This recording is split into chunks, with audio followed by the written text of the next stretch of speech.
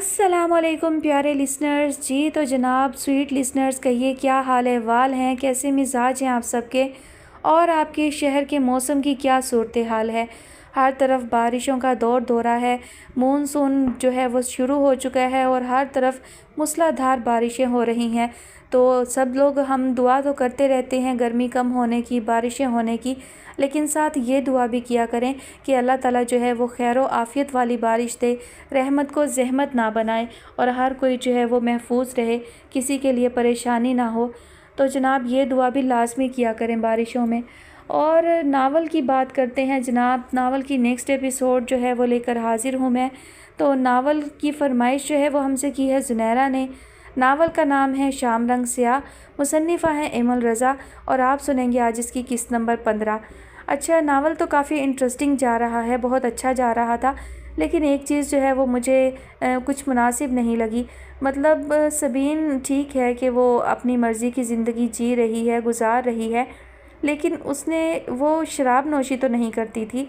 उसकी एक आदत बस ख़राब थी कि उसने चूने के साथ स्मगलिंग जो की, वो उसने एक गलत काम किया, लेकिन ओवरऑल वो एक अच्छी लड़की है, उसमें कोई दूसरी बुराई नहीं। और अब तो वो वैसे भी गुनाहों से बचने की कोशिश कर रही, तो फिर ऐसे में उसने कितनी आसानी से जो है वो शराब पी ली उसके साथ, पीटरसन के साथ या एडम राहिल के साथ।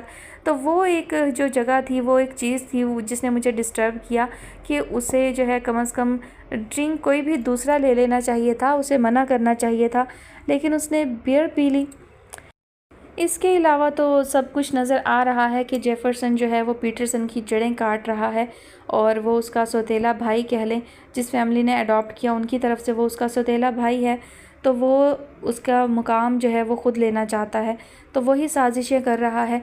ये तो बहुत शुरू से ही ज़ाहिर हो रहा था कि वो पीटरसन के साथ मुखलिस नहीं है। चलिए बढ़ते हैं कहानी की जानिब और देखते हैं आगे कहानी क्या रुख इख्तियार करती है। पीटरसन अपना सुनहरी बालों वाला सर थामे बैठा था। 2 हाथों की 10 खूबसूरत उंगलियों ने उसके बालों को बेतरतीब कर दिया था, लेकिन उसका यही वस्फ़ दिलनशीन था कि हर बेतरतीबी उसे पहले से ज़्यादा दिलकश बना देती थी। जो खबर उसे चंद सेकंड्स पहले मिली थी, ऐसे में नॉर्मल रहने की तमाम तर कोशिशें बेकार साबित हो रही थीं। सबीन कमरे से जा चुकी थी, लेकिन वो अपने पिछले बहुत से दिनों के लम्स को यहाँ छोड़ गई थी। वो लम्स जो उसकी उंगलियों का था और जो पीटरसन के चेहरे पर सब्त हो चुका था, उसके माथे पर, उसके गालों पर, उसकी गर्दन पर और उसके होंठों पर। उसकी खुशबू कमरे की दरों दीवार से लिपटी हुई थी। वो सब भस्म तो कर सकती थी, लेकिन खुद फना नहीं हो सकती थी। अभी तो पीटरसन का मुजस्समा मुकम्मल भी नहीं हुआ था। फिर मुकम्मल होने से पहले वो क्यों टूट गया था, कैसे टूट गया था? ग्रैंडफादर के बाद उसने ज़िंदगी में पहली बार किसी की ख्वाहिश अपने दिल में पाई थी। उसे ख्वाहिशों और मोहब्बत की ज़रूरत ही कब रही थी? वो इन चीज़ों से यकसर अनजान था, लेकिन फिर उसने वो गलती कर ली जो उसे हरगिज़ नहीं करनी चाहिए थी। ग्रैंडफादर की नसीहतों के बावजूद उसने मोहब्बत कर ली सबीन से, जिसकी मुस्कुराहट ने उसे अपने हिसार में ले लिया था, उसे गुदगुदाया था, उसे जामिद किया था, उसकी सांसों में खलल डाला था। और फिर ये सब करने के बाद वो देखते ही देखते उसके हाथों से ऐसे निकल गई थी जैसे पानी की मछली हो। ग्रैंडफादर ने उसे सख्ती से इस काफराना जज्बे मोहब्बत से दूर रहने का कहा था। डॉन की ज़िंदगी में ना तो कहीं रहम होता है और ना ही मोहब्बत। खुद वो भी एक बार इस जज्बे का शिकार हुए थे। एमंडा वो औरत थी जिसने ग्रैंडफादर की सुध-बुध चंद रोज़ के लिए ख़त्म कर दी थी। फिर बदले में ग्रैंडफादर ने अगले 5 सालों तक उसे अपने कमरे के तय खाने में कैद किए रखा था। क्या उसे भी यही करना चाहिए था? उसने सबीन के मामले में रियायत बरत कर अपने साथ गलती कर ली थी क्या? जेफरसन ने ही कहा था कि ज़बरदस्ती से हासिल की गई चीज़ मलकियत तो हो सकती है, लेकिन मोहब्बत हरगिज़ नहीं, इसलिए तुम उससे शादी कर लो। और उसने जेफरसन की बात मान ली थी। सबीन को कैद करने का इरादा तर्क कर दिया था। वो तो उसके साथ साथ अपने साथ भी नेकी करने जा रहा था। उसके बचपन का वो लेगो बॉक्स जिससे वो अधूरी तस्वीरें बनाता चला आ रहा था, सबीन को देखकर उसने पहली बार किसी शबीह को मुकम्मल किया था। जैसे जैसे सबीन उसका मुजस्समा बना रही थी, वैसे वैसे उसने लेगो बॉक्स से उसकी शबीह अपने दिल में मुकम्मल की थी। वो जिस तरह के मर्जी माहौल में पला बड़ा था, लेकिन उसकी रगों में विलियम का खून था। वो एक शरीफ इंसान था। ये शादी की ख्वाहिश शायद विलियम की जीन्स की सूरत में उसके दिल और वजूद में उतरी थी, वरना उसकी कबील में शादी एक बेवकूफ़ाना तर्ज़ अमल के अलावा और कुछ नहीं था।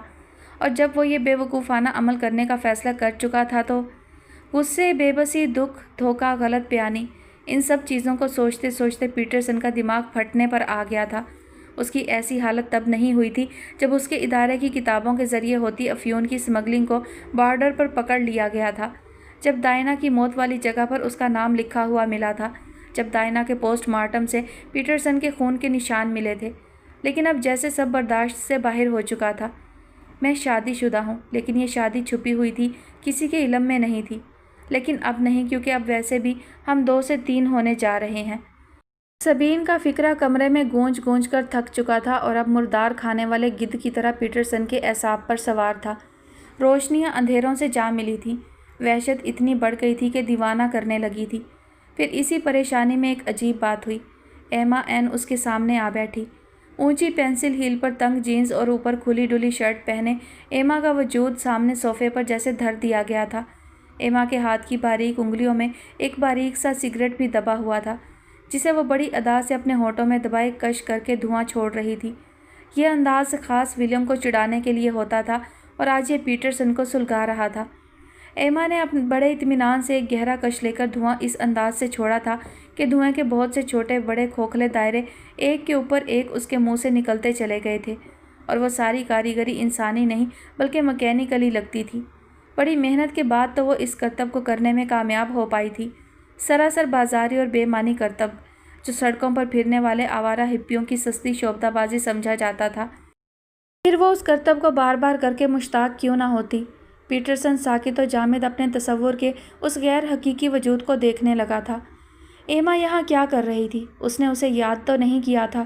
वो तो जेफरसन की आमद का मुंतज़िर था। ये एमा क्यों चली आई थी? तुम्हारी आंखों में मेरे लिए इस वक्त मुझे इतनी ही नफ़रत नज़र आ रही है जितनी तुम्हारा बाप मरने से पहले तक मुझसे करने लगा था, जबकि तुम दोनों के दिलों में नफ़रत पैदा करने का मेरा कोई इरादा नहीं था।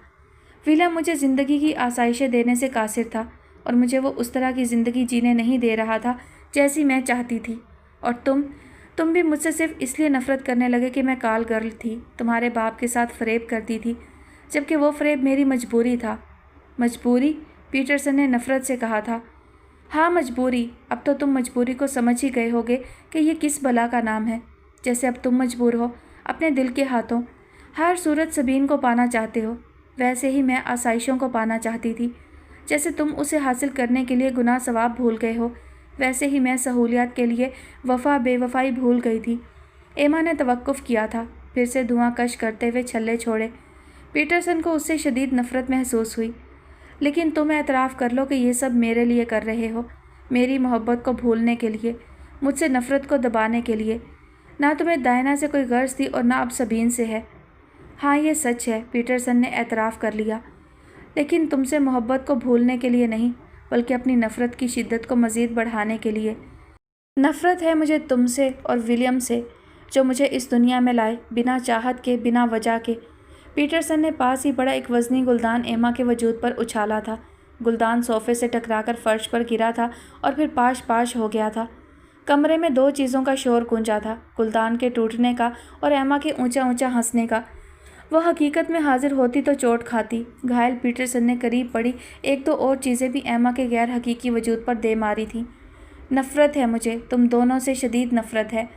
वो चीज़ें उस पर उछालता जा रहा था। ये गुस्सा उस दबे हुए एहसास का था कि ग्रैंडफादर ने उसे आम से इतना ख़ास क्यों बना दिया।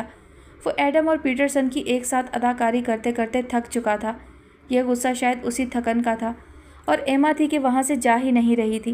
वो बड़ी ढिठाई से हंसती जा रही थी, कहकहे लगाती जा रही थी, और पीटरसन उस पर कमरे की चीज़ें फेंकता जा रहा था। तभी जेफरसन कमरे में दाखिल हुआ था। उसने पीटरसन को इस दीवानगी की हालत में देखा था और सरशारी के जज्बे से मुस्कुरा उठा था। ये मंजर तख़य्युल से ज़्यादा मसहूर कुन था। पीटरसन से उसके बहुत से बदले उधार थे, जिन्हें वो आहिस्ता आहिस्ता चुका रहा था। उन बदलों की फहरिस्त की शुरुआत दोनों के बचपन से ही हो गई थी।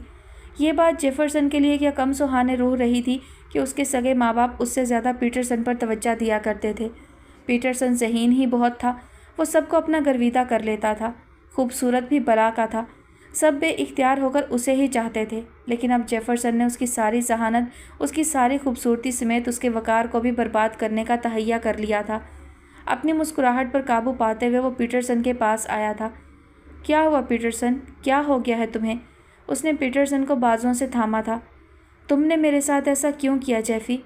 क्या? वो अनजान बनते हुए बोला। क्यों छुपाया मुझसे सब कुछ? किसकी बात कर रहे हो? वो लड़की शादीशुदा है। पीटरसन ने अपनी तरफ से एक ऐसा धमाका किया था जो जेफी पहले से ही जानता था। फिर उसने जेफी को सारी बात बता दी थी जो बहुत देर से उसके इल्म में थी। तुमने ये सब बातें मुझे क्यों नहीं बताई जेफी? मैं कसम खाता हूँ पैटी, मुझे तो अंदाज़ा भी नहीं कि ये सब कैसे हुआ। वो लड़की शादीशुदा है, ये बात तो मेरे वहमो गुमान में भी नहीं थी। तुमने उसकी अच्छी तरह से जानकारी क्यों नहीं हासिल की?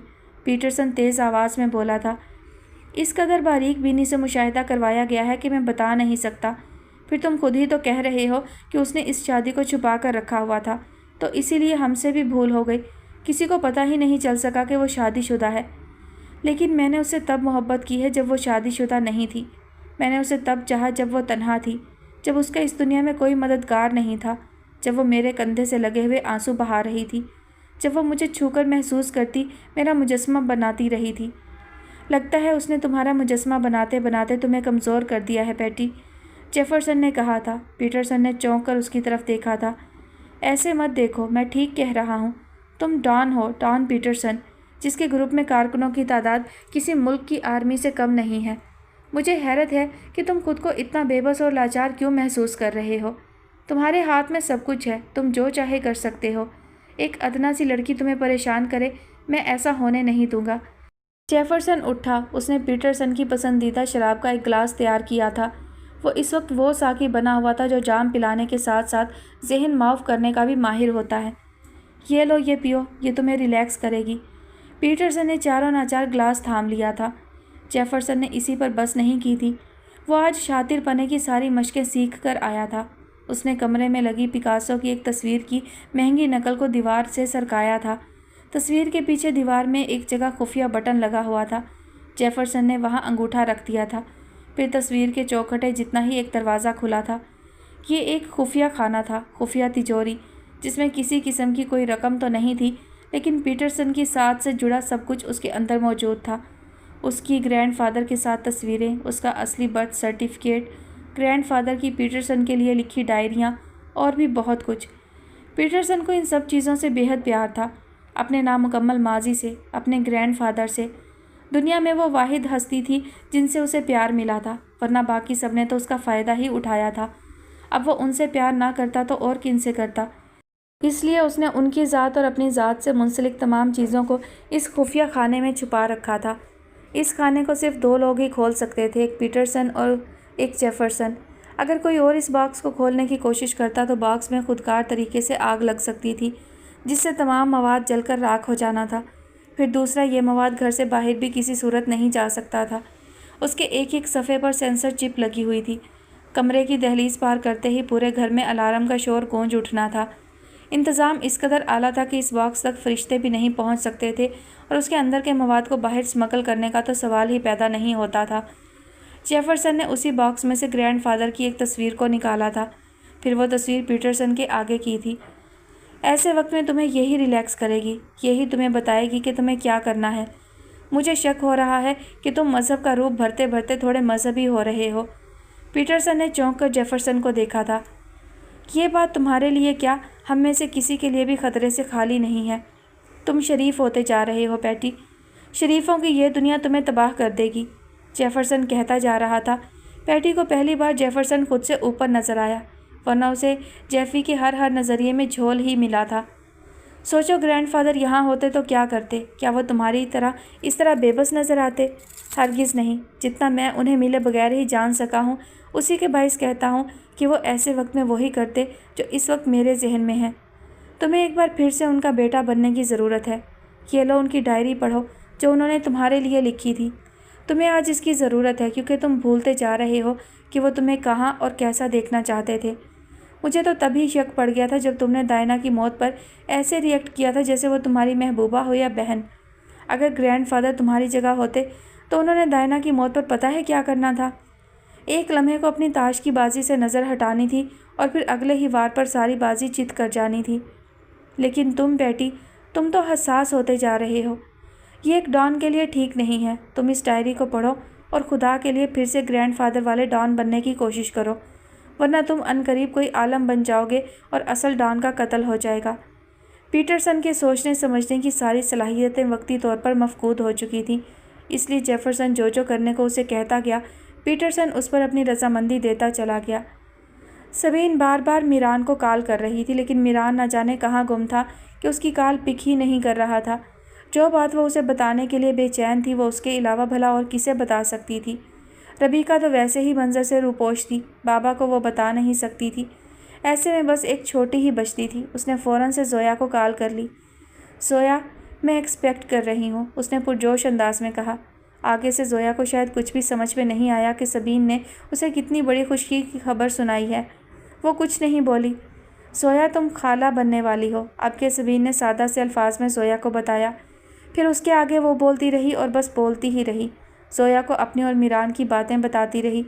یہ بھی کہ میران یہاں سے جا کر بھی نہیں گیا، وہ ہر وقت اس کے ہونے والے بچے سے باتیں کرتی رہتی ہے۔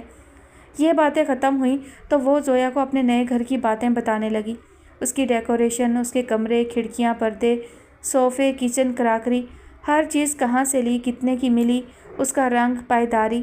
وہ ہر بات کو اتنی تفصیل سے بتا رہی تھی کہ 7 سمندر پار بیٹھی زویا آسانی سے اس کے نئے گھر کا ہو بہو نقشہ بنا سکتی تھی۔ اور جب بولتے بولتے سبین تھک گئی اور گھر کی بتائی جانے والی چیزوں کی فہرست بھی ختم ہو گئی تو اسے محسوس ہوا کہ زویا اس کی سن تو رہی ہے لیکن ضرورت سے زیادہ خاموش ہے۔ وہ ہوں ہاں بھی نہیں کر رہی تھی۔ اپنے ہی رو میں بہتے ہوئے سبین کو اس بات کا احساس بہت دیر سے ہوا تھا۔ ہیلو، دوسری طرف زویا کی موجودگی کا یقین کرنے کے لیے اس نے ہیلو کہا۔ جی، میں سب سن رہی تھی، زویا نرم لہجے میں بولی۔ کیا کوئی بات ہوئی ہے زویا؟ جی، زویا نے سادگی سے کہا تھا۔ کیا؟ اس نے چھوٹی سی چیخ ماری۔ زویا کی اس چھوٹی سی جی نے اس کا جی ہلکا کر دیا تھا۔ بابا کا ایک ہلکا سے ایکسیڈنٹ ہوا ہے، ان کی طبیعت پہلے سے ہی بہت خراب تھی، ایکسیڈنٹ نے انہیں مزید نڈھال کر دیا ہے۔ زویا نے اپنے مدھم لہجے میں سبین کے اعصابوں پر دھماکہ کر دیا۔ وہ بولنا تو سیکھ گئی تھی لیکن ابھی اسے اتنا احساس نہیں تھا کہ ایسی ہولناک باتوں کو کیسے بتاتے ہیں، نرم لہجے سے، غصے سے، عجلت سے، فکر سے یا پریشانی سے۔ وہ میران کے نیو یارک آنے کا دن تھا جب سبین نے پاکستان جانے کے لیے ٹکٹ کٹوا لیا تھا۔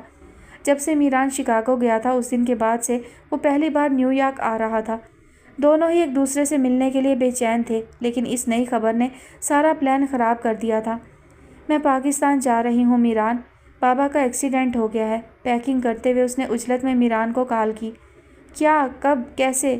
وہ بھی سبین کی طرح ہی پریشان ہوا تھا۔ زیادہ نہیں ہوا، زویا نے کہا ہے کہ پریشان ہونے والی کوئی بات نہیں، لیکن میرا دل بہت گھبرا رہا ہے میران، اس لیے میں جا رہی ہوں۔ ٹھیک ہے، جلد ملاقات ہوتی ہے۔ ٹھیک ہے۔ سبین، فون بند ہونے سے پہلے میران پھر سے بول اٹھا۔ ہاں بولو میران۔ ممی کا کچھ پتہ چلا؟ اس نے کسی آس میں پوچھا تھا۔ جلدی جلدی سامان پیک کرتی سبین کے ہاتھ رک گئے تھے۔ اس کے پاس میران کے لیے ربیکہ کے حوالے سے کوئی بھی اچھی یا بری خبر نہیں تھی۔ نہیں میران، اس نے مایوسی سے کہا تھا، اور اس ساری افراتفری میں وہ اہم بات کرنا بھول گئی کہ وہ اس کے بچے کی ماں بننے والی ہے۔ ربیکہ کی فکر میں گھلتے ہوئے میران کو شاید یہی بات تھوڑا آسرا دے سکتی تھی۔ ربیکہ کہاں تھی، کس حال میں تھی، کوئی نہیں جانتا تھا۔ ربیکہ الیگزینڈر کے چیری کے باغات میں نہیں تھی، وہ تو وہاں گئی ہی نہیں تھی اور نہ ہی وہاں جانے کا ارادہ رکھتی تھی۔ سبین اور میران سے اس نے وہاں جانے کا جھوٹ بولا تھا، کیونکہ جہاں وہ جانا چاہتی تھی وہاں کے بارے میں پتہ چلنے پر میران نے اسے وہاں جانے کی ہرگز اجازت نہیں دینی تھی۔ اسے پتہ چلا تھا کہ پاکستان سے ایک بہت مشہور عالم صاحب اپنی جماعت کے ساتھ امریکہ آ رہے ہیں۔ چند روز یہاں قیام کر کے وہ چھوٹے چھوٹے دوسرے ممالک کا بھی دورہ کرنے والے تھے۔ ان کی جماعت اپنے مذہب کی تبلیغ کے لیے یہ ٹور کر رہی تھی۔ نہ جانے ربیکہ تک ان عالم صاحب کی شہرت کس انداز میں پہنچی تھی کہ وہ انہیں کوئی بہت ہی پہنچا ہوا بزرگ سمجھے ہوئے تھی۔ وہ مانے ہوئے تھی کہ ان کے پاس چلے کاٹنے کے ایسے ایسے طریقے ہیں جو کسی اور کے پاس نہیں ہیں۔ ربیکہ نے ایک میگزین میں ان کی آمد کی خبر پڑھی تھی۔ اس کا دستور تھا کہ وہ ہر وہ میگزین اور اخبار خرید لاتی تھی جس میں پاکستان سے متعلق خبریں ہوا کرتی تھیں۔ وہ ہر چینل دیکھا کرتی تھی جو پاکستان کا تھا یا جس میں پاکستان کے پروگرام لگا کرتے تھے۔ اسکرین پر نظر آتے چہروں میں وہ عیسیٰ کو تلاش کیا کرتی تھی، خاص کر روڈ شو تو وہ کسی صورت نہیں چھوڑا کرتی تھی۔ ہجوم کو دیکھتے ہوئے وہ عیسیٰ کا چہرہ مل جانے کی دعا کیا کرتی تھی۔ اخبار و میگزین میں بھی وہ بس چہرے ہی دیکھا کرتی تھی کہ شاید کہیں عیسیٰ فریادی بن کر اسے تلاش کر رہا ہو۔ اب جن عالم صاحب کے پاس وہ آئی تھی اس کا بھی اس نے اسی میگزین میں پڑھا تھا۔ متوجہ ہونے کی وجہ صرف اور صرف یہ تھی کہ یہ عالم صاحب ہو بہو اس فقیر جیسے تھے کہ جو ربیکہ کو ایک بار سرگودھے میں ملا تھا اور اس نے ربیکہ کو وہاں سے بھاگ جانے کی تنبیہ کی تھی، میران کی زندگی کی حفاظت کا اشارہ دیا تھا اور پھر ربیکہ کے اصرار پر واپس گھر جا کر عیسیٰ کا انتظار کرنے کا کہا تھا۔ اسی باعث ربیکہ نے ان عالم صاحب پر تحقیق کا آغاز کیا تھا۔ وہ شکلوں کی مماثلت کو اپنی تلاش کی منزل سے نسبت دے رہی تھی۔ جیسے جیسے وہ عالم صاحب کو کھوجتی جا رہی تھی، حیران ہوتی جا رہی تھی۔ وہ صرف عالم دین تفسیر القرآن ہی نہیں بلکہ ایک بہت پہنچے ہوئے بزرگ تھے، اور بعض لوگ تو ان کے بارے میں یہاں تک کہتے تھے کہ وہ غیب کا علم بھی جانتے ہیں۔ ربیکہ نے اسی دن فیصلہ کر لیا تھا کہ وہ ان کے پاس ضرور جائے گی، لیکن در حقیقت عالم صاحب کسی غیب کا علم نہیں جانتے تھے۔ ہاں یہ تھا کہ وہ بہت سے دوسرے علوم جانتے تھے، روحانی، نوری، علمی، عملی۔ ان کے ساتھ ایک ہجوم بھی آیا تھا جو چھوٹی چھوٹی مساجد میں جا کر اپنے مذہب کی تبلیغ کر رہا تھا۔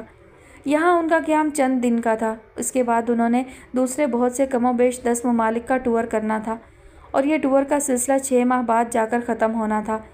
جس وقت ربیکہ ان کے پاس پہنچی، وہ ایک چھوٹی سی مسجد کے فرش پر چٹائی بچھائے اپنی جماعت کے لوگوں کے ساتھ کھانا کھا رہے تھے۔ ربیکہ کی وہاں آمد پر سب نے اسے دیکھا تھا۔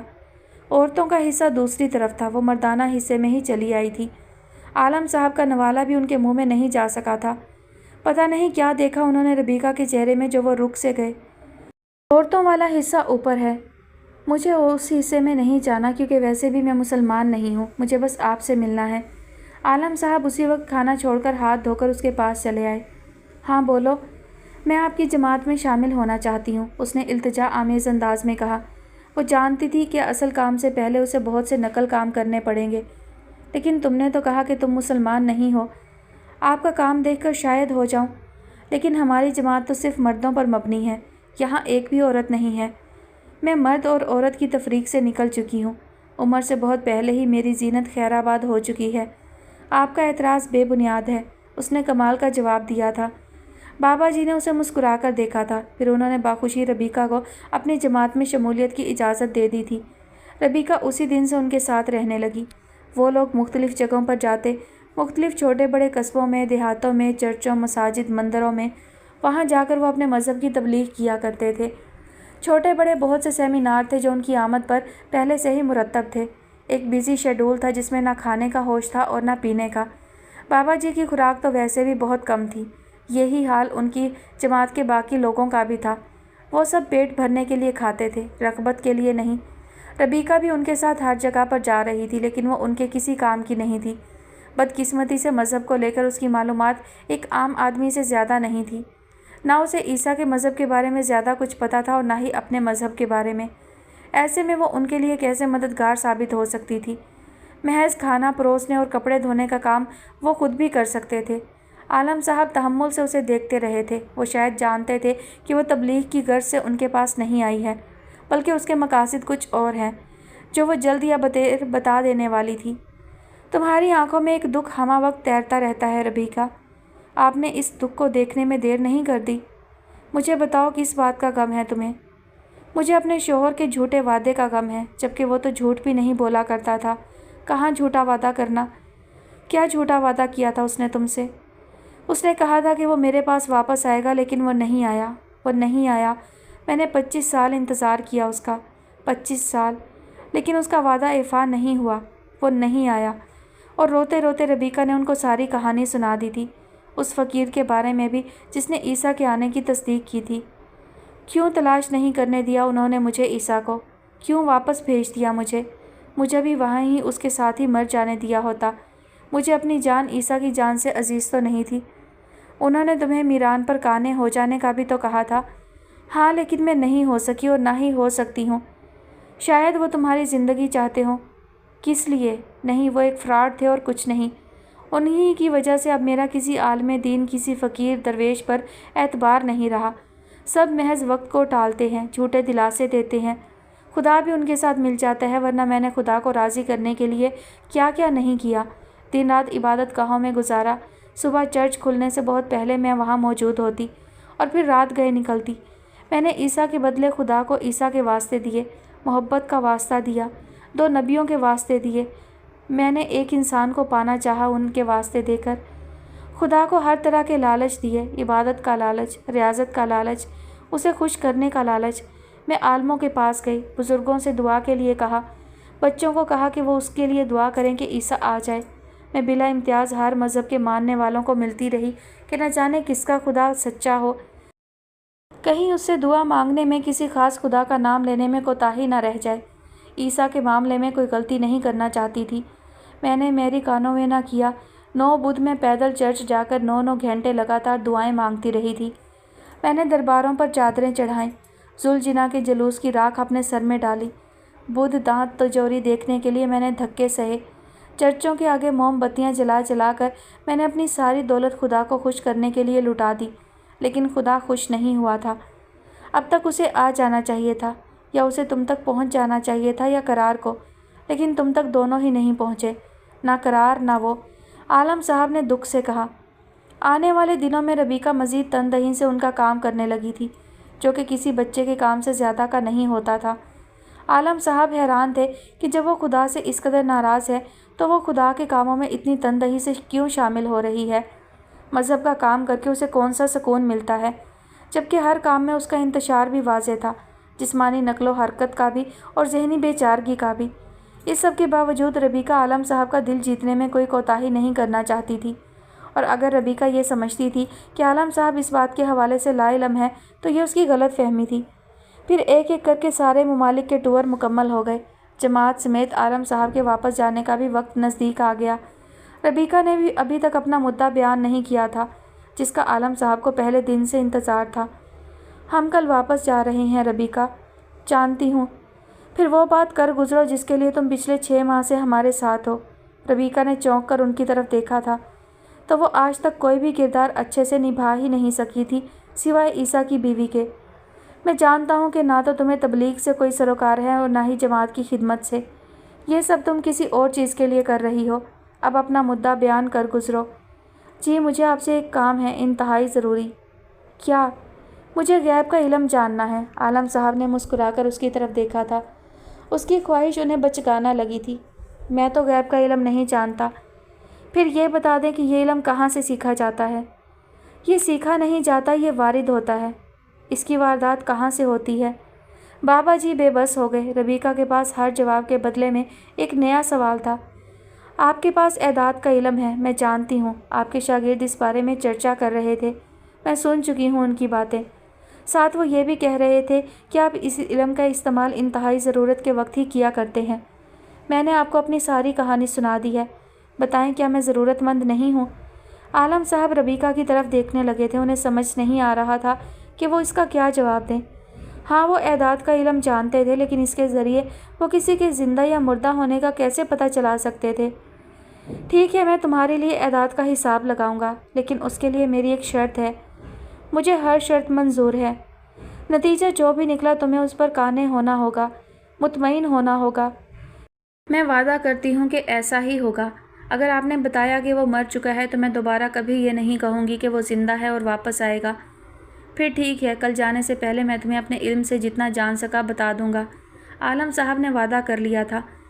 وہ رات ربیکہ اور عالم صاحب دونوں پر بہت بھاری گزری تھی۔ عالم صاحب اور ربیکہ دونوں اس سوچ میں غرق تھے کہ اس حساب کے بعد نہ جانے کیا صورتحال نکل کر سامنے آتی ہے۔ غیر متوقع طور پر ربیکہ قدرے مطمئن تھی۔ وہ واقعی دل سے اب بابا جی کے بتائے حساب پر قانع ہو جانے والی تھی۔ اگلے دن واپس پاکستان جاتے ہوئے بابا جی نے ایئرپورٹ پر ایک بند لفافہ ربیکہ کو تھمایا تھا۔ اس میں میرے کل حساب، میرے کل علم کی تحریر ہے، اسے میرے جانے کے بعد کھولنا، بابا جی نے ہدایت دی تھی۔ ربیکہ نے ان کی ہدایت پر سختی سے عمل کیا تھا۔ جہاز کے رن وے پر پرواز کرنے کے اگلے پل اس نے بند لفافہ کھول لیا تھا اور پھر اندر کی تحریر پڑھ کر وہیں بے ہوش ہو کر گر گئی تھی۔ بابا کا ایکسیڈنٹ زیادہ تو نہیں ہوا تھا، سائیکل پر کہیں جاتے ہوئے کسی ٹھوکر سے گر گئے تھے۔ معمولی خراشیاں آئی تھیں جو ڈاکٹر کے بقول کچھ دنوں میں چلی جانے والی تھیں، لیکن بابا کچھ زیادہ ہی لاغر دکھائی دے رہے تھے۔ سبین کو پہلے لمحے میں تو یقین ہی نہیں آیا کہ یہ وہی بابا ہیں جنہیں وہ 5 ماہ پہلے چھوڑ کر گئی تھی، کہ اب وہ اپنا کام ختم کر کے ہی آئے گی۔ اس کا کام ختم ہو گیا تھا، وہ تو جلدی ہی آ گئی تھی، ورنہ اس کا خیال تھا کہ وہ بابا اور زویا سے کم از کم 1 سال تو ضرور ہی جدا رہے گی۔ خدا نے اپنے بندے ہائیک کے ذریعے اس پر مہربانی کی تھی۔ वो जल्द ही वापस आ गई थी। लेकिन बाबा, वो ऐसे क्यों दिख रहे हैं जैसे बरसों की मुसाफत काट चुके हों और अब अपनी असल मंजिल पर जाने के लिए बिल्कुल तैयार हों। मुझे माफ़ कर दें बाबा, मैं ही हूँ आपकी नालायक औलाद, आपको इस नहज तक पहुँचाने वाली। बाबा के सीने के साथ लगकर वो रोने लगी थी।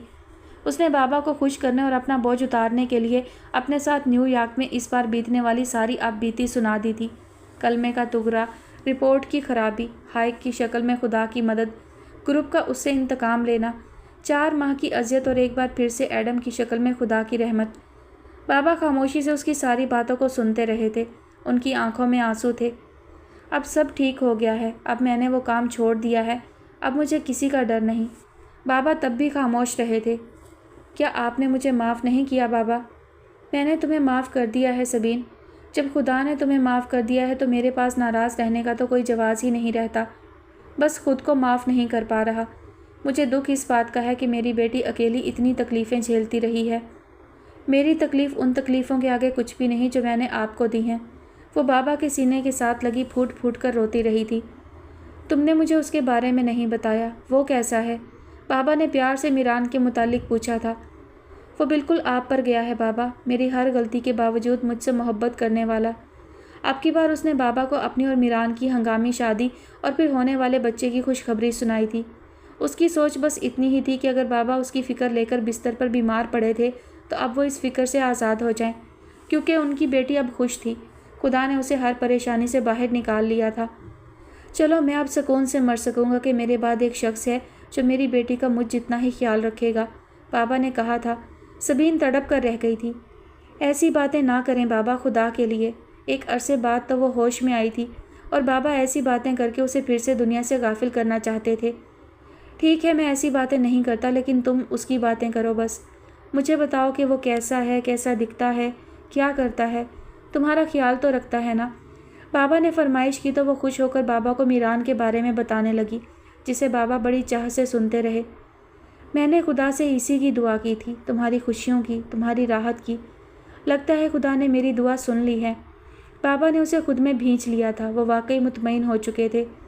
मेरे बाद तुम वहाँ चली जाना, यहाँ ना रहना। सोया को भी अपने साथ ले जाना। एक रात बाबा ने उसे नसीहत की थी। वो लफ्ज़ मेरे बाद पर झरझरी लेकर रह गई थी। आप बार बार ऐसी बातें क्यों करते हैं बाबा? क्यों मुझे गम में धकेलते हैं? एक न एक दिन तो ये होना ही है ना बेटा। कोई बाप अपनी औलाद की आखिरी सांसें नहीं देखना चाहता, इसलिए वो मौत को तो खुशी से कबूल कर लेता है। सबीन रोने लगी थी। बाबा की बात सच्ची थी, लेकिन दर्दनाक भी। हाय, ये दुनिया की अटल हकीकतें, उनसे कोई कैसे नज़रें फेर सकता है? क्या वाकई मीरान को जैसे सबीन की बात पर यकीन नहीं आ रहा था? हाँ, वो मुस्कुराई थी। बाबा की सेहत की परेशानी में से चंद लम्हे निकालकर उसने मीरान को उसके बाप बनने की नवीद सुनाई थी।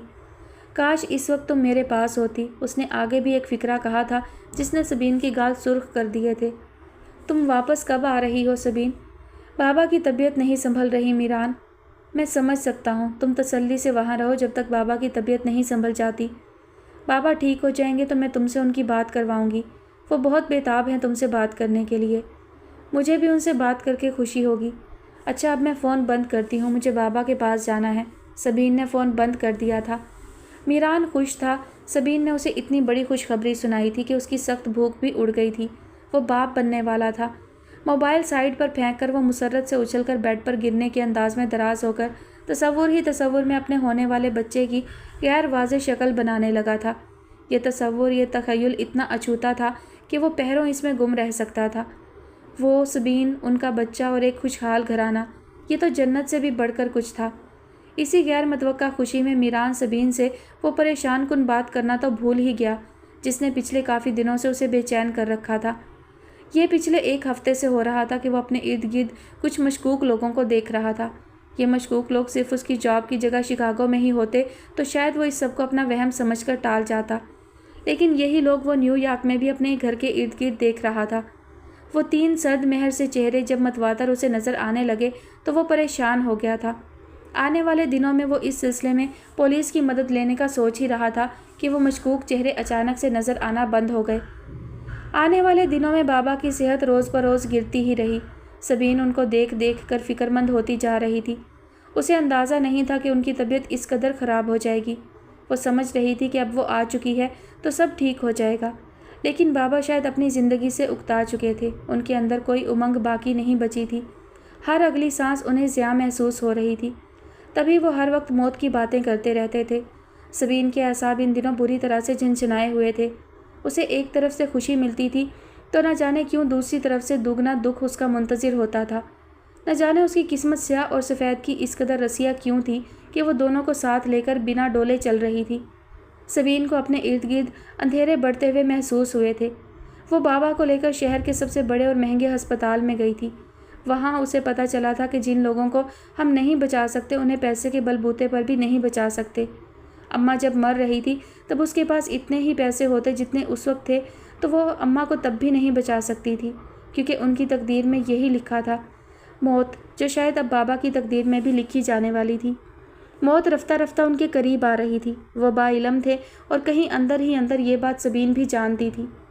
کتنی عمر ہو سکتی ہے میری بیٹا، 100 سال بھی ہو جائے تو تب بھی آخر یہی ہوتا ہے کہ واپس جانا ہوتا ہے۔ بابا کس قدر مطمئن انداز میں ایسی باتیں کرتے تھے اور سبین رونے لگتی تھی۔ زویا بھی ان دنوں بہت خاموش تھی۔ سبین کو ڈر تھا کہ کہیں وہ پھر چپ نہ ہو جائے۔ وہ میران کو کال کرتی تھی، بابا کی طبیعت کے بارے میں بتاتی تھی۔ وہ دور تھا، سوائے اس کی سننے کے اور اسے دلاسا دینے کے اور کچھ نہیں کر سکتا تھا۔ بابا کو خوش کرنے کے لیے اس نے اسکائپ پر بابا کی اور میران کی بات کروائی تھی۔ میران کی تو سمجھ میں نہیں آ رہا تھا کہ وہ بابا سے کیا بات کرے، وہ بات کرنے سے زیادہ شرما رہا تھا۔ بابا بیماری میں اسے دیکھ کر مشکل سے مسکرا رہے تھے۔ میری بیٹی کوہ نور سے بھی زیادہ قیمتی ہے، تمہیں ساری زندگی اس کوہ نور کی حفاظت کرنی ہوگی میرے بیٹے۔ بابا کی آواز میں دکھ تھا۔ شاید ہر باپ کو مرتے وقت یہی فکریں ہوتی ہیں، اسے آگے کی دنیا، جنت دوزخ کی تو پرواہ ہی نہیں ہوتی، اسے تو اس جنت کی پرواہ ہوتی ہے جو اس کے گھر میں موجود ہوتی ہے۔ میں آپ سے وعدہ کرتا ہوں بابا کہ اس کوہ نور سے پہلے ہر مشکل غم کو خود برداشت کروں گا، میران نے کہا تھا، اور جسے بابا سمیت سبین کو بھی نہال کر دیا تھا۔ ایسی پریشانی میں وہ چھوٹی چھوٹی خوشیاں ہی تو تلاش کر رہی تھی، یہ چھوٹے چھوٹے آسرے دلاسے ہی تو اسے یکجان رکھے ہوئے تھے، ورنہ تو وہ آنے والے لمحوں کو سوچ کر ہی رو رو کر پاگل ہونے والی تھی۔ ہسپتال میں بابا کے ساتھ کسی دن زویا رکتی تھی اور کسی دن وہ خود۔ ایک رات بابا نے اسے خود کہا تھا کہ وہ ان کے پاس رہے، اس نے زویا کو گھر جانے کا کہہ دیا تھا۔ رات میں بابا نے اسے جگایا تھا، سبین، بابا کی آواز پر سبین کا دل کانپ کر رہ گیا تھا۔ اسے اماں کی آخری رات یاد آ گئی تھی، تب اماں نے بھی اسے اسی طرح پکارا تھا اور بابا بھی۔ جی بابا، اپنی آواز کو حد درجہ نارمل رکھنے کی کوشش کرتے ہوئے اس نے کہا تھا، میرے پاس آؤ۔ وہ کانپتے وجود اور دھڑکتے دل کے ساتھ بابا کے پاس گئی تھی۔ میں نے تمہارے لیے ایک چیز بنائی ہے۔ کیا؟ وہ اشتیاق سے پوچھنے لگی۔ میرے بیڈ کے نیچے پڑا صندوق کھولو گی تو وہ تمہیں نظر آ جائے گی، مگر اسے میرے مرنے کے بعد کھولنا، وہ میرا سب کچھ ہے۔ میں تمہیں وہ تو نہیں دے سکا جو ایک باپ ہونے کے ناطے مجھے دینا چاہیے تھا، لیکن جو میرے بس میں ہے وہ دے رہا ہوں تمہیں۔ مجھے پتہ ہے تمہیں چونے سے نفرت ہے، لیکن تم یہ بھی تو جانتی ہو کہ چونا ہی تمہارے باپ کا واحد اثاثہ ہے، وہ اس کے علاوہ تمہیں اور دے بھی کیا سکتا ہے۔ میں ایک بدقسمت باپ ہوں، میں نے ساری زندگی گھر کے ایک کونے میں بیٹھ کر گزار دی، باہر کی دنیا کی مشکلات کو جھیلنے کے لیے اپنی نازک بیٹی کو آگے کر دیا، میں نے اس کی چھوٹی چھوٹی خواہشات بھی پوری نہیں کی۔ پلیز بابا ایسی باتیں مت کریں۔ وہ دکھی ہو رہی تھی اور دکھی سے بھی زیادہ شرمندہ۔ میں نے ساری زندگی کیا ہی کیا ہے، اپنی گزری زندگی پر نظر ڈالتا ہوں تو سوائے ایک خبتی اور سنکی آدمی کے مجھے اور کچھ نظر نہیں آتا۔ میری بیٹی دنیا کا مردانہ وار مقابلہ کرتی رہی، جو ذمہ داریاں میری تھیں ان کو وہ نبھاتی رہی اور میں کھڑا منہ دیکھتا رہا۔ میں نے اسے کانٹوں پر چلنے کے لیے ننگے پاؤں چھوڑ دیا، اسے گود میں اٹھانا تو دور، میں نے اسے مضبوط جوتے بھی نہ لے کر دیے۔ مجھے آپ سے کوئی شکوہ نہیں ہے بابا، جب تمہیں اپنی گزری زندگی پر پچھتاوا ہو تو تم مجھے بددعا دے دیا کرنا سبین، اس سے تمہارا پچھتاوا کم ہو جائے گا، مجھے برا نہیں لگے گا بلکہ میری روح کو سکون ملے گا۔ ابھی آپ سکون سے سو جائیں بابا، گھر کو بیچ دینا۔ جی اچھا، میران کے پاس چلی جانا۔ جی، زویا کو بھی ساتھ لے جانا۔ جی ٹھیک۔ وہ چاہتی تھی کہ کسی بھی طرح بابا مطمئن ہو کر سو جائیں، پھر ایسا ہی ہوا تھا، بابا مطمئن ہو کر سو گئے تھے، ہمیشہ کے لیے۔ خوشی کے ساتھ غم ہے، رزق کے ساتھ بھوک ہے اور زندگی کے ساتھ موت، نہ جانے ہر چیز جوڑے کی شکل میں ہی کیوں ہے، اور پھر یہ بھی قباحت ہے کہ یہ چیزیں جوڑوں کی حالت میں ہی انسانوں پر اترتی ہیں۔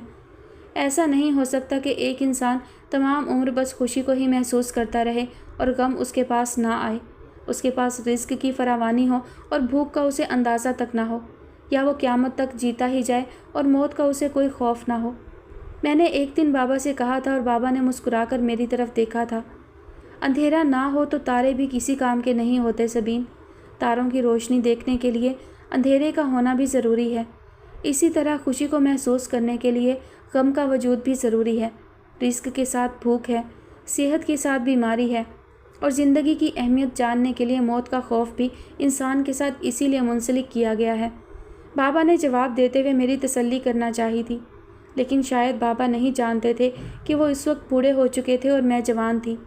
جوان لوگوں کے انتشار کو یہ باتیں تب تک بوڑھی لگتی رہتی ہیں جب تک وہ خود بوڑھے نہ ہو جائیں۔ بابا کی تدفین کے بعد اسے سنبھلتے سنبھلتے بہت وقت لگ گیا تھا، حالانکہ بابا کی موت کا غم ان کی زندگی میں ہی ان کی باتوں نے کم کر دیا تھا، اور بابا کافی عرصے سے ہسپتال میں بھی رہے تھے، پھر بھی وہ گھر کے خالی پن میں ان کی کمی کو شدت سے محسوس کر رہی تھی۔ پہلے وہ کونا خالی ہوا تھا جہاں پر اماں چکی چلایا کرتی تھیں، اب وہ کونا بھی خالی ہو چکا تھا جہاں پر بابا بیٹھے چونے کا کام کیا کرتے تھے۔ کونے کیا ختم ہوئے تھے، ان کی زندگی ہی سرنگ بن گئی تھی۔ جن دو کاموں سے اسے سخت نفرت تھی وہ ختم ہو چکے تھے اپنے مالکوں سمیت، پھر بھی وہ خوش نہیں تھی۔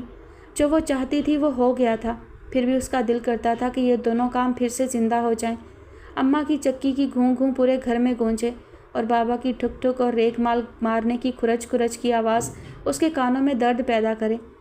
وہ ان دونوں آوازوں کو ترس گئی اور ان دنوں بے حد حساس ہو رہی تھی۔ وحشت جیسے اس کے دل میں بھرتی گئی تھی، اسے کسی پل چین نہیں مل رہا تھا۔ میں پاکستان آ رہا ہوں، مجھے لگ رہا ہے کہ تمہیں اس وقت میری ضرورت ہے، ایک دن میران نے اس سے کہا تھا۔ سبین کی باتوں سے اس نے سبین کی موجودہ حساس حالت کو محسوس کر لیا تھا۔ وہ سمجھ گیا تھا کہ سبین کو اس وقت کسی جذباتی سہارے کی اشد ضرورت ہے، لیکن سبین نے میران کو پاکستان آنے سے منع کر دیا تھا۔ نہیں، اس کی کوئی ضرورت نہیں ہے میران، جو ہونا تھا وہ ہو چکا ہے، اب میں جلد ہی ہمیشہ کے لیے امریکہ آنے والی ہوں، بس زویا کے پیپرز بن جائیں۔ اپنا خیال رکھنا اور جلد آنے کی کوشش کرو، میران نے تاکید کی تھی۔ وہ اکیلی پاکستان میں تھی، دکھ کے ساتھ ساتھ تنہائی اور اذیت بھی جھیل رہی تھی۔ یہ بات میران کو پریشان کر رہی تھی۔ اس کا تقریباً روز ہی فون آنے لگا تھا، وہ کبھی اس سے معمول کی باتیں کرتی تھی، کبھی رونے بیٹھ جاتی تھی۔ بابا کے کمرے میں وہ اکثر بابا کو یاد کرنے بیٹھ جاتی تھی، کیل پر لٹکے ہوئے ان کے کپڑے دیکھتی، ان کے چونے کے اوزار، سانچے، بابا کے ہاتھوں کے بنے ہوئے ماڈل، ایک ایک میں بابا کی بو رچی ہوئی تھی، اور یہ سب تھا کہ ختم ہونے میں نہیں آ رہا تھا۔ پہلے اسے چونے سے نفرت تھی، وہ اس کی طرف دیکھنا بھی پسند نہیں کرتی تھی، اور اب وہ چونے سے ڈرنے لگی تھی۔ اسے لگتا تھا کہ بابا کو دیا گیا کوئی دکھ چونا اس سے لے لے گا، بابا کی اذیتوں کا بدلہ چونا اس سے لے گا۔ چونے کی بوریاں اس نے چچا کریم کی دکان سے لڑکے بلوا کر انہیں مفت میں اٹھوا دی تھیں۔ ان بوریوں کے ڈھیر سے اسے اتنا ڈر لگنے لگا تھا کہ وہ رات کو سوتے میں اٹھ کر بیٹھ جاتی تھی اور پٹر پٹر ان جامد بوریوں کو گھورتی رہا کرتی تھی۔ اسے وہم ہو گیا تھا کہ یہ ڈھیر اسے اپنے اندر دفن کر لے گا، اس کے زندہ جسم کے اوپر قبر کا ڈھیر بنا کر ہی دم لے گا۔ کام کرنے کو تو اس کا دل پہلے بھی مائل نہیں ہوتا تھا، اب تو بالکل کرنے کی کوئی وجہ ہی نہیں رہی تھی، کیونکہ نہ تو پیسوں کی کمی تھی اور نہ ہی ضرورت۔ پھر بھی اس کا دل نہیں کر رہا تھا کہ وہ بابا کے سارے سامان کو بیچ دے یا پھینک دے۔ چھوٹی چھینیاں، تانبے، تسلے، ڈوئی، استعمال اور غیر استعمال شدہ ریگ مال، بے معنی چیزیں اس کے لیے سارے معنی بن گئی تھیں۔ بے ضرر اوزار اسے ضرر پہنچا رہے تھے، خاموش آوازیں اس کے اعصابوں پر سوار تھیں۔ ایسے ہی ایک دن اسے صندوق کا خیال آیا تھا، جس کے بارے میں بابا نے کہا تھا کہ وہ اس کے مرنے کے بعد اسے کھولے۔ بابا کے کمرے میں جا کر اس نے زویا کی مدد سے ان کی چارپائی کے نیچے سے ان کا پرانا اور قدیم صندوق نکال لیا تھا۔ صندوق کے اوپر تو بابا کے پرانے کپڑے تھے اور نیچے نئے کپڑوں تلے ایک ٹکڑا تھا جو کہ اخبار میں لپٹا ہوا تھا۔ اخبار کے اوپر ہی ایک کاغذ بھی تھا جس پر سبین اور زویا کے نام لکھا ہوا تھا۔ یہ خط بابا نے ان دونوں کے لیے لکھا تھا۔ اس نے اخبار ہٹایا، ٹکڑا دیکھا اور دیکھتی ہی رہ گئی تھی۔ وہ ٹکڑے کو دیکھتے اگلے پل ہی جیسے خود بھی کوئی ٹکڑا بن گئی تھی، چونے کا پکا اور مضبوط ٹکڑا، کبھی نہ ٹوٹنے والا۔ وہ ٹکڑا ایک لوح پر مشتمل تھا، قرآن کی بنیادوں کے الفاظ پر مبنی لوح۔ 12x12 کا وہ ٹکڑا اس قدر عالی شان تھا کہ وہ حیران رہ گئی تھی کہ کیا یہ واقعی بابا نے بنایا ہے، کیونکہ وہ ٹکڑا انسانی ہاتھوں سے بنا ہوا تو لگتا ہی نہیں تھا۔ گولڈن کا کام ایسا کیا گیا تھا جیسے واقعی میں چونے پر سونے کے ورق چڑھے ہوں۔ ایسی نفیس لکھائی جیسے کوئی ماہر خطاط سالوں میں صرف ایک اسی ٹکڑے کو لکھ پایا ہو۔ حیرانی سے زیادہ وہ شاکڈ رہ گئی تھی۔ افشاں کا کام، سچل نگینوں کا کام اور مور پنکھ لگے ہوئے، دنیا کے بازار میں اس ٹکڑے کی کوئی قیمت ہوتی تو 7 دریاؤں سے بھی زیادہ ہوتی، لیکن وہ ٹکڑا کسی غیر مرئی مخلوق نے نہیں بلکہ بابا نے ہی بنایا تھا، کیونکہ اس میں سے بابا کے ہاتھوں کی خوشبو آ رہی تھی۔ وہ جانتی تھی کہ بابا کو افشاں گولڈن پتی وغیرہ سے کتنی چڑ تھی۔ افشاں ان کی سانسیں بے ترتیب کر دیتی تھی، اس کے باوجود انہوں نے اس کے لیے یہ سب کام کیا تھا، اس ٹکڑے کو شاندار بنانے کے لیے اور اپنا شاہکار بنانے کے لیے۔ یہ خط بھی ہے آپی۔ زویا نے خط کھولا نہیں تھا بلکہ اسے پکڑا دیا تھا۔ سبین نے وہ خط پکڑ کر اونچی آواز میں پڑھنا شروع کر دیا۔ پیاری بیٹی سبین اور زویا، میں وہ بدقسمت باپ ہوں جسے اپنے آخری وقت میں وصیت لکھنی چاہیے، لیکن میں ایک خط لکھ رہا ہوں۔ وصیت اس لیے نہیں لکھ سکا کہ میرے پاس ایسا کچھ ہے ہی نہیں جس کی میں وصیت کروں۔ ایک فن تھا، وہ میں تمہاری خدمت میں پیش کر رہا ہوں۔ اسے میں نے اتنی محنت سے بنایا ہے کہ جتنی محنت سے میں نے اپنی پوری زندگی میں کام کیا ہے۔ یہی وہ شاہکار ہے جو میں بنانا چاہتا تھا۔ اسے تم اپنے نئے گھر میں لگانا۔ یہ قرآنی لو ہے، یہ کہتے ہیں جس گھر میں لگے اس میں سے برکت نہیں جاتی۔ اپنے نئے گھر میں اسے لگاؤ گی تو مجھے ایسا لگے گا کہ میں بھی تمہارے ساتھ ہوں۔ تم جب چاہو مجھے محسوس کر سکو گی اور میں بھی تمہیں۔ سبین، میرے مرنے کے بعد جلد از جلد زویا کو اپنے ساتھ لے کر امریکہ چلی جانا۔ فقط تمہارا تہی دامہ باپ۔ خط پڑھ کر اور لوح سینے کے ساتھ لگا کر وہ پھوٹ پھوٹ کر رونے لگی اور پھر نہ جانے کتنی ہی دیر روتی رہی تھی۔ گھر سبین نے بیچ دیا تھا اور یہ کام جلدی ہی ہو گیا تھا۔ تایا نے گھر کو خریدنے میں دلچسپی لی تھی کسی اور پارٹی کے ذریعے، لیکن اس نے گھر تایا کو نہیں بیچا تھا۔ تائی بھی بابا کے مرنے پر آئی تھیں، وہ سبین کو گلے سے لگانا چاہتی تھی، لیکن اب دیر ہو چکی تھی۔ سبین نے انہیں دور سے ہی پرے رہنے کا اشارہ کر دیا تھا۔ اب ان باتوں کا کوئی فائدہ نہیں ہے تائی، میت پر ہی اس نے بلا جھجک کہہ دیا تھا۔ وہ نرم دل تھی، معاف کرنا جانتی تھی، لیکن کچھ لوگوں کو آپ معاف بھی کر دیں تو دل میں ان کی جگہ نہیں بنا سکتے۔ تائی بھی انہی میں سے ایک تھی۔ اسے اس سے کوئی غرض نہیں تھی کہ رشید کی شادی شدہ زندگی کیسی جا رہی ہے یا اسے کن کن مشکلات کا سامنا ہے، کیونکہ رشید کا معاملہ اس نے اللہ پر چھوڑ دیا تھا، اور جب کوئی معاملہ اللہ پر چھوڑ دیا جاتا ہے تو پھر درمیان میں خود نہیں رہا جاتا، یہ دیکھنے کے لیے بھی نہیں کہ اللہ اس بندے کے ساتھ کیا کر رہا ہے۔ ہاں، اتنا ضرور ہوا تھا کہ جب اسے پتہ چلا تھا کہ رشید کی ڈاکٹر بیوی پہلی ڈیلیوری پر ہی اپنی جان نہیں بچا سکی تو اسے خدا کے انصاف پسند ہونے پر پورا یقین ہو گیا تھا۔ ایک ڈاکٹر نے اپنے ساتھ کیا بے احتیاطی کر لی تھی کہ وہ ڈیلیوری کے وقت چانبر نہ ہو سکی۔ خیر، یہ اللہ کے کام ہے۔ انسان انصاف کرنے جوگا ہوتا تو دنیا یقیناً بہت پہلے ہی تباہ ہو چکی ہوتی۔ ایک ہفتے میں ہی گھر بک گیا تھا۔ چچا کریم نے ہی اسے پھر سے خرید لیا تھا۔ وہ اس گھر کو دوبارہ خرید رہے تھے اور گھر کی ہر چیز سمیت خرید رہے تھے۔ اسے یہ جان کر خوشی ہوئی تھی کہ چچا کریم اس گھر میں کارخانہ لگانے کا سوچ رہے تھے اور بابا کے سارے اوزار اب نئے کارخانے میں استعمال ہونے والے تھے۔ اس نے چچا کریم سے اتنا وقت لے لیا تھا کہ وہ ان کے امریکہ شفٹ ہو جانے سے پہلے انہیں وہاں رہنے کی اجازت دے دیں۔ اسے یہ اجازت بخوشی مل گئی تھی۔ اگر میرا دل کیا تو میں اس گھر کو دیکھنے آ سکتی ہوں کبھی کبھی۔ کیوں نہیں میری جان، کتب فوت ہوا ہے، تمہارا چچا ابھی زندہ ہے، چچا کریم نے اسے سینے سے لگا کر کہا تھا۔ اس کی آنکھیں بھیگ گئی تھیں، اس کے ارد گرد اچھے لوگ تھے۔ بابا کے بہت سے ٹکڑے جو پڑے ہوئے تھے وہ اس نے بیچے نہیں تھے، کچھ گورکن کو دیے تھے، کچھ کوڑا چننے والے لڑکے کو، جو ایک تو رہ گئے تھے وہ ان کے لیے بنا آنکھ اور بنا زبان والے فقیر بابا کا انتظار کرنے لگی تھی۔ عرصہ ہوا فقیر بابا نے اس گلی کا رخ نہیں کیا تھا۔ پھر ایک دن وہ جیسے اس کے دل کی آواز پر لبیک کہتے ہوئے آ گئے تھے۔ میں جا رہی ہوں بابا، ہمیشہ ہمیشہ کے لیے۔ شاید اب ہماری کبھی ملاقات نہ ہو سکے۔ یہ گھر کارخانہ بن جائے گا۔ ہو سکتا ہے یہاں آپ کو اب کوئی کھانا کھلانے والا نہ رہے۔ بابا جی نے حسب عادت ہاتھ آسمان کی طرف اٹھایا تھا، جیسے کہہ رہے ہوں کہ اللہ مالک ہے، اور پھر اس کے سر پر پیار دیا تھا۔ میرے لیے دعا کیجیے گا بابا جی، میرا باپ مر چکا ہے، ماں بھی، اب میرے پیچھے دعا کرنے والا کوئی نہیں رہا۔ وہ ان دنوں اتنی جذباتی ہو رہی تھی کہ بات بات پر رونے لگتی تھی۔ اسے خود سمجھ میں نہیں آ رہا تھا کہ ایسا کیوں ہے۔ وہ پہلے کبھی ایسی نہیں تھی، اور اب تو اسے بالکل ایسا نہیں ہونا چاہیے تھا۔ وہ ویسے ہی زندگی گزارنے والی تھی جس کا کوئی بھی لڑکی خواب دیکھتی ہے۔ اپنی حالت کو پہلے تو بابا کی موت سے جوڑتی رہی، پھر گھر کے بک جانے سے، اور پھر پاکستان سے تقریباً ہمیشہ کے لیے جدا ہو جانے سے۔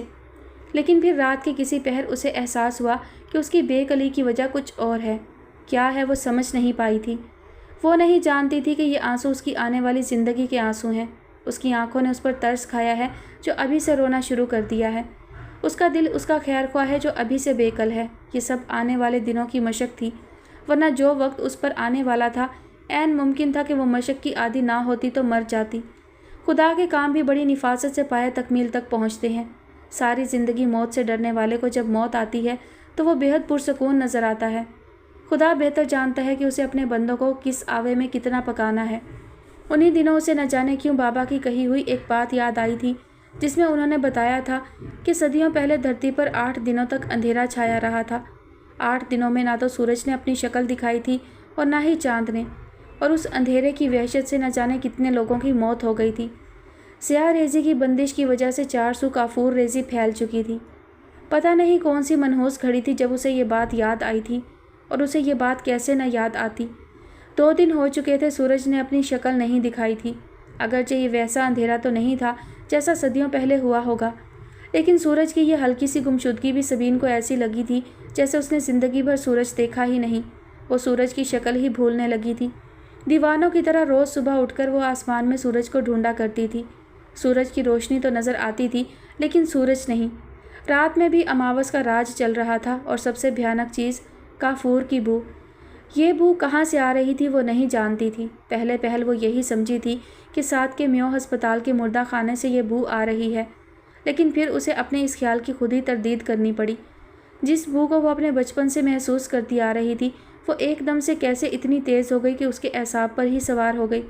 پھر اس نے سمجھا کہ بابا کی موت کی وجہ سے یہ سب محسوس کر رہی ہے، لیکن گھر کی ایک ایک چیز کو اچھی طرح رگڑ رگڑ کر دھلوا لینے کے باوجود بھی جب بات نہ بنی تو اس پر انکشاف ہوا کہ اس بو کا ماخذ تو اس کا اپنا وجود تھا۔ یہ پر انتقال خوشبو اس کے اپنے جسم سے آ رہی تھی، کافور کی بو۔ کافور کا بیج اس کے اپنے اندر کہیں لگ چکا تھا، اور بھیانک بات یہ تھی کہ اس کی آبیاری کون کر رہا تھا۔ کیا ہوا آپی؟ آپ مجھے ان دنوں کچھ عجیب عجیب لگ رہی ہیں۔ زویا جو ساری زندگی خود عجیب رہی تھی سبین سے پوچھ رہی تھی۔ اس کا مطلب سبین تو پھر پاگل پن والی حرکات کر رہی تھی۔ سخت گھبراہٹ لیے ہوئے وہ بس 2 ہی کام کیے جا رہی تھی، ایک روئے جا رہی تھی اور دوسرا اس گھر سے جلد از جلد بھاگ جانے کی ہر ممکن کوشش کر رہی تھی۔ گھر بکنے کے بعد 1 مہینہ تک اسے رجسٹری اور انتقال کا انتظار کرنا پڑا۔ پھر زویا کے ویزے کا مسئلہ کھڑا ہو گیا۔ میران کو اس نے کہہ دیا تھا کہ جیسے ہی ٹکٹ کنفرم ہوگا وہ اسے بتا دے گی۔ میران خوش تھا، زویا بھی بہت خوش تھی۔ وہ جو کبھی گھر سے باہر نہیں نکلی تھی اب امریکہ جا رہی تھی۔ گھر میں سامان کم ہی تھا، وہ سارا سامان تو اپنے ساتھ لے کر نہیں جا سکتی تھی، اس لیے اس نے کچھ سامان لے لیا تھا اور باقی اڑوس پڑوس کی لڑکیوں میں بانٹ دیا تھا۔ ڈلیوری میں 2 ماہ باقی رہ گئے تھے۔ وہ چاہتی تھی کہ ڈلیوری امریکہ میں ہی ہو جائے۔ اگر زویا کے ویزے میں دیر ہو جاتی تو پھر کافی زیادہ دیر ہو جانی تھی۔ اسے ڈلیوری تک اور پھر بعد میں بھی کچھ عرصہ کے لیے یہاں رکنا پڑنا تھا، لیکن خوش قسمتی تھی کہ زویا کے ویزے کا مسئلہ حل ہو گیا۔ خوش قسمتی سے یا بدقسمتی سے وہ اپنی باقی کی ساری زندگی اس بات کا فیصلہ نہ کر سکی، اور وہ تھا سورج کی بندش کا ٹھیک 8واں روز۔ اس نے میران کو اپنی فلائٹ کی ٹائمنگ کا بتا دیا تھا۔ میران نے کہا تھا کہ وہ اسے لینے ایئرپورٹ آ جائے گا۔ دبئی سے نیو یارک کے لیے روانہ ہونے سے پہلے اس نے پھر سے میران کو کال کر دی تھی کہ وہ پورے وقت پر ایئرپورٹ آ جائے۔ ایک تو وہ تھکی ہوئی تھی، دوسرا جلد از جلد اپنے گھر پہنچنا چاہتی تھی، اور تیسرا ڈاکٹر نے اسے اس حالت میں آرام کا مشورہ دیا تھا۔ وہ ڈاکٹر کی ہدایت کے خلاف جاتے ہوئے اتنا لمبا سفر کر رہی تھی۔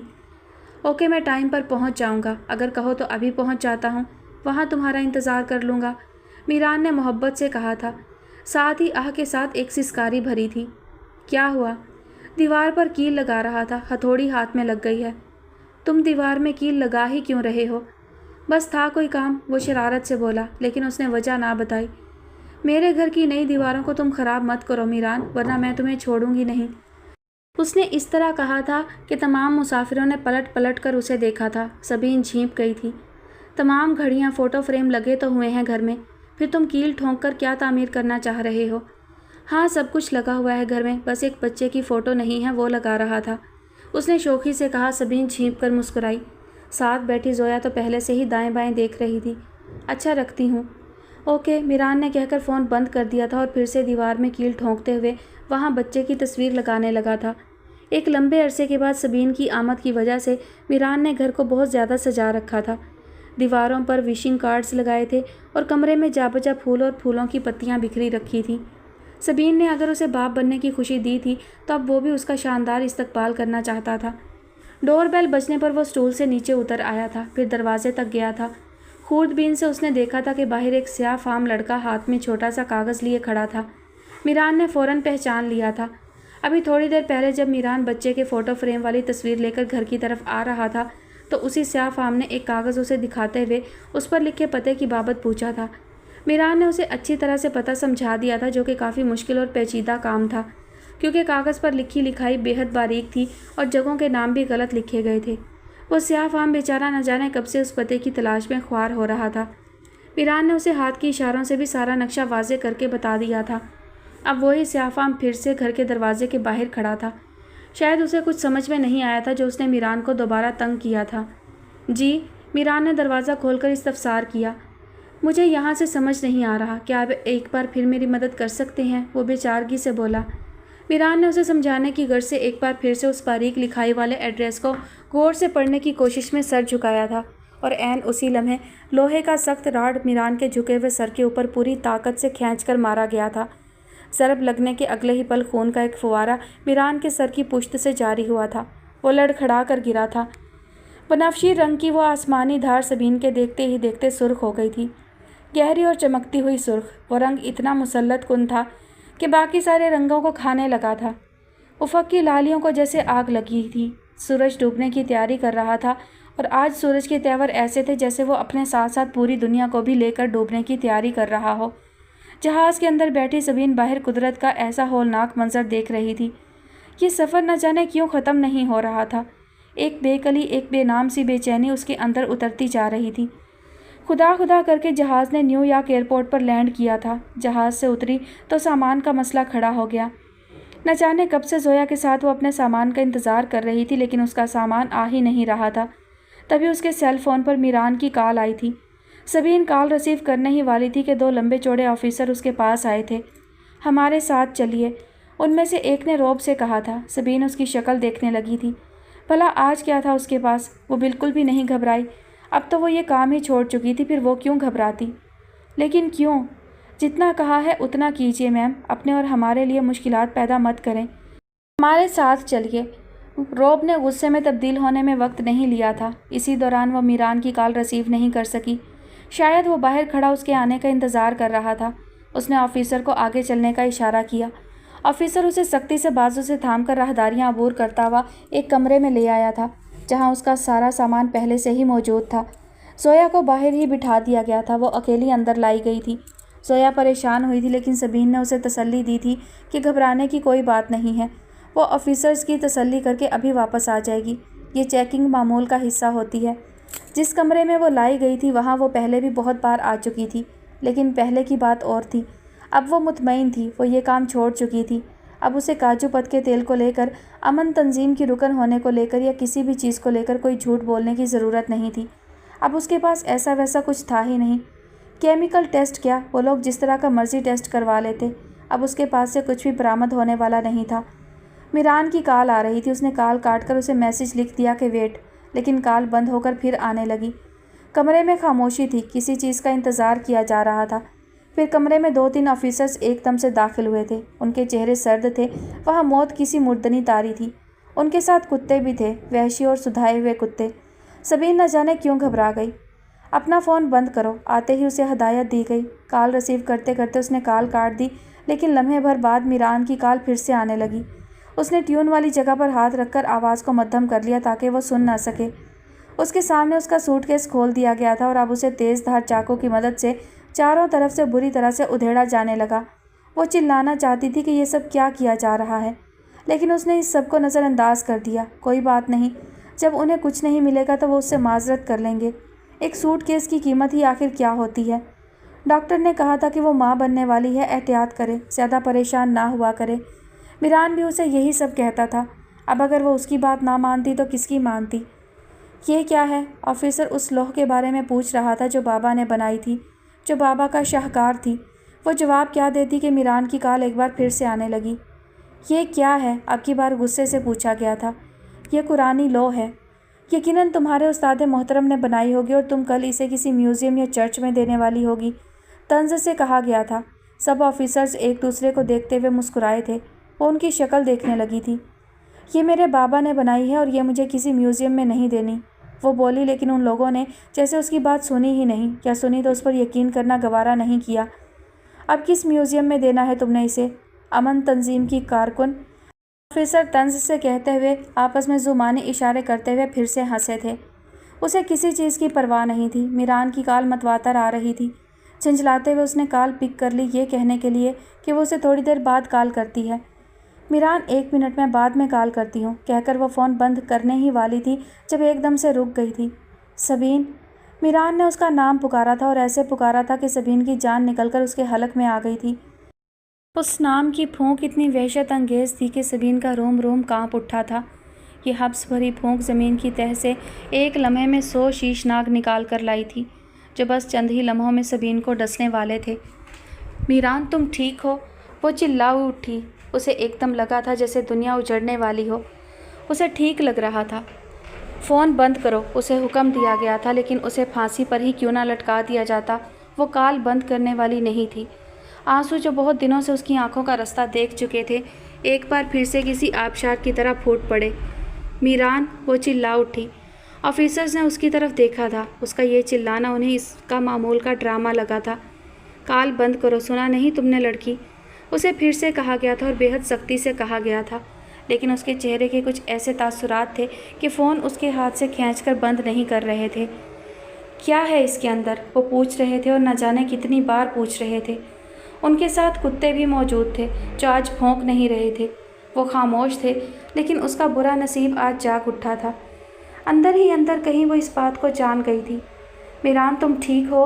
وہ پوچھ رہی تھی، جبکہ وہ جانتی تھی کہ اب کچھ بھی ٹھیک نہیں رہے گا۔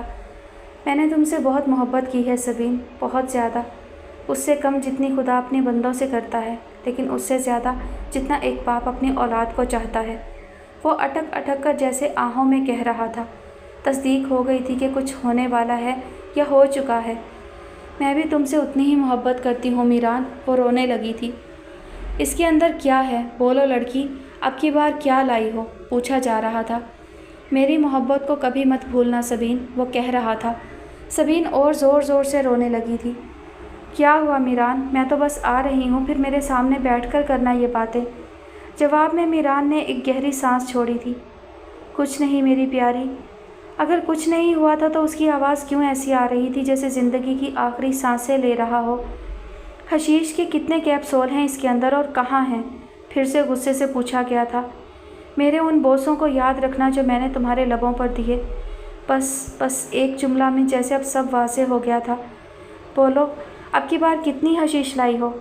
میران میں مر جاؤں گی، وہ چلائی تھی۔ مجھے ایک بوسہ دو سبین، مجھے پھر سے ایک بوسہ دو۔ میران مجھے مت مارو پلیز سبین، مجھے ایک بوسہ دو۔ کال بند کرو، حکم ہوا۔ بند کرو اپنا ہر بار والا ڈرامہ۔ اس کا ڈرامہ آج ہی تو حقیقت تھا۔ وہ دار پر بھی لٹکا دی جاتی تو یہ بات نہ سنتی اور نہ مانتی۔ میران! وہ اونچا اونچا رونے لگی۔ مجھے ایک بوسہ دو سبین۔ اس نے ایسا ہی کیا تھا، اسے ایک بوسہ دیا تھا۔ بوسہ اتنا طویل تھا کہ اسے لگا کہ اس کی روح اس کے ہونٹوں کے ذریعے پرواز کر گئی ہو۔ میران نے ایک سانس لی تھی جیسے آخری سانس لی جاتی ہے، اور پھر اسے بھی ایک بوسہ دیا تھا۔ سبین میری پیاری۔ آفیسر نے لوح کو اوپر لے جا کر پوری طاقت سے ماربل کے ٹیبل کی سطح پر دے مارا تھا۔ لوح ٹیبل پر گرتے ہی چکنا چور ہو گئی تھی۔ چونے کا ایک سفید بادل اٹھا تھا، ہر چیز تاریک ہونے لگی تھی۔ وہ میران کے بوسے کو محسوس کرتے ہوئے فق آنکھوں سے ٹوٹی ہوئی لوح کے برادہ ہوئے بادل کو دیکھ رہی تھی۔ الماس برادہ جو اسے کوئلہ کر گیا تھا۔